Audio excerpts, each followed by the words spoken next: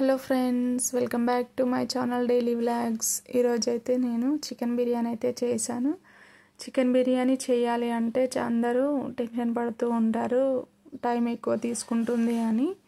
Rice సపరేట్గా వండాలి, curry చేయాలి, తర్వాత దమ్ చేయాలి, టైం టేకింగ్ ప్రాసెస్ అని అందరూ అనుకుంటారు. అలా కాకుండా ఈ విధంగా చేశారనుకోండి, తొందరగా చేయొచ్చు, ఫాస్ట్గా చేయొచ్చు, టైం అయితే తొందరగా అయిపోతుంది. ఈ విధంగా చేశారనుకోండి ఈజీగా తీసుకోవచ్చు. ఇప్పుడైతే మనం ప్రాసెస్ అయితే చూసేద్దాం, తొందరగా ఎలా చేసుకోవాలనేది. ముందుగా అయితే పెద్ద బౌల్ అయితే తీసుకున్నానండి. బిర్యానీ గిన్నె కొంచెం వెడల్పుగా ఉంది. ఈ విధంగా ఉండే గిన్నె తీసుకొని ఇందులోకైతే చికెన్ అయితే వేసేసుకున్నాను. చికెన్ పీసులు అయితే కొంచెం పెద్ద సైజులో ఉన్న ముక్కలు అయితే తీసుకున్నాను. లెగ్ పీసులు అయితే ఈ విధంగా ఘాట్లు అయితే పెట్టేసుకున్నాము. లెగ్ పీస్లకి ఘాట్లు అయితే పెట్టేసుకొని ఇవన్నీ గిన్నెలో అయితే వేసుకున్నాను. ఇప్పుడు ఇందులోకి పెరుగు అయితే యాడ్ చేసుకుంటున్నాను. తొందరగా కావాలంటే ఈ విధంగా మసాలాలన్నీ ఒక ప్లేట్లో వేసుకుంటున్నాను. హోల్ గరం మసాలా అయితే వేసుకోవాలి. ఇప్పుడు పుదీనా, కొత్తిమీర, ఇందులోకి తగినంత కారం, ఉప్పు, ఇంకా ధనియా పౌడర్, అల్లం వెల్లుల్లి పేస్ట్, తగినంత పసుపు, బిర్యానీ మసాలా వేసాను. బిర్యానీ మసాలా ఈ విధంగా అన్నీ అయితే వేసుకొని కొంచెం అయితే ఆయిల్ అయితే వేసాను. ఇప్పుడు ఇవన్నీ కలిసే విధంగా మసాలాలన్నీ చికెన్కి పట్టే విధంగా అయితే కలిపేసుకుందాము. ఈ విధంగా మొత్తం అయితే కలిపేయాలి. ఈ విధంగా కలిపేసి చూడండి ఎంత బాగా కలిసిపోయిందో. ఇప్పుడైతే వీటిపైన అయితే ఫ్రైడ్ ఆనియన్స్ అయితే వేసుకుందాము. ముందుగానే ఆనియన్స్ అయితే వేయించి పెట్టేసుకున్నాను. ఇప్పుడైతే మూత పెట్టేసుకుందాం. నెక్స్ట్ అయితే రైస్ అయితే కడిగేసి పెట్టేసుకుందాం.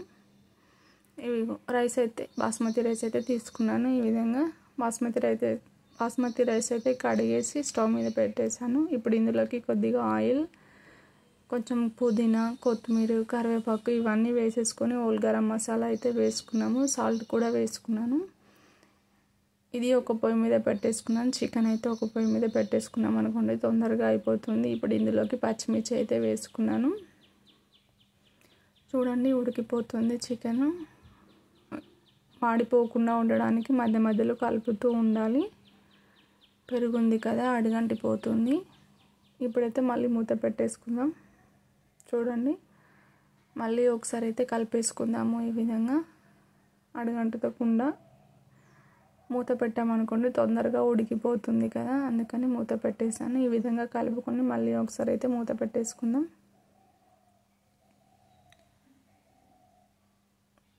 ఈ విధంగా ఆయిల్ అనేది బయటికి వచ్చేస్తుంది. అయితే ఇప్పుడు మనకు మరీ ఎక్కువగా ఉడకాల్సిన అవసరం లేదు, 70% ఉడికితే సరిపోతుంది. ఇప్పుడు రైస్ అయితే చూద్దాము.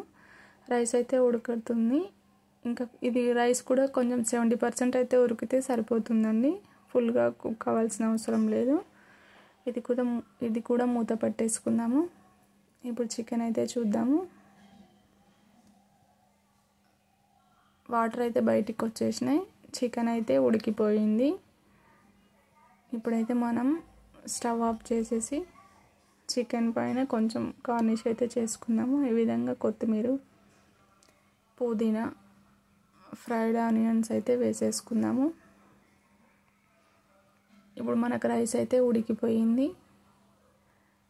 ఆ రైస్ అనేది తీసుకొని చూడండి 70% కుక్ అయితే సరిపోతుంది. ఈ విధంగా అయితే కుక్ అయింది. ఇప్పుడు రైస్ అనేది ఇలాంటి జల్లి గిన్నె తీసుకొని వాటర్ మొత్తం వంపేసి ఆ చికెన్పై లేయర్గా వేసుకుందాము. ఈ విధంగా వేస్తే చాలా బాగా వస్తుంది బిర్యానీ అనేది. చూడండి ఈ విధంగా మొత్తం అయితే వేసేసుకుందాము. ఇప్పుడు దీని పైన గార్నిష్ అయితే చేసుకుందాము. ఫ్రైడ్ ఆనియన్స్, కొత్తిమీర, పుదీనా ఇవన్నీ అయితే వేసుకున్నాను.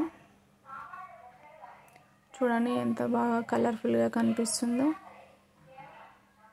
చూడండి ఈ విధంగా అయితే వేసుకొని ఇప్పుడైతే మూత పెట్టేసుకుందాము. దమ్ చేయాలి కదా, గిన్నె పైన అయితే కొంచెం బరువు అయితే పెట్టుకుందాము. ఈ విధంగా బరువు పెట్టుకొని ఫస్ట్ అయితే ఒక 10 minutes హై ఫ్లేమ్లో పెట్టి తర్వాత సిమ్లో 20 minutes అయితే ఉంచామనుకోండి, టేస్టీ హైదరాబాద్ దమ్ బిర్యానీ అయితే రెడీ అయిపోయినట్లే. చాలా సింపుల్గా ఈజీగా ఇంట్లోనే హైదరాబాద్ దమ్ బిర్యానీ రెడీ. మీకు ఈ వీడియో నచ్చినట్లయితే ప్లీజ్ ఒక లైక్ అయితే చేయండి.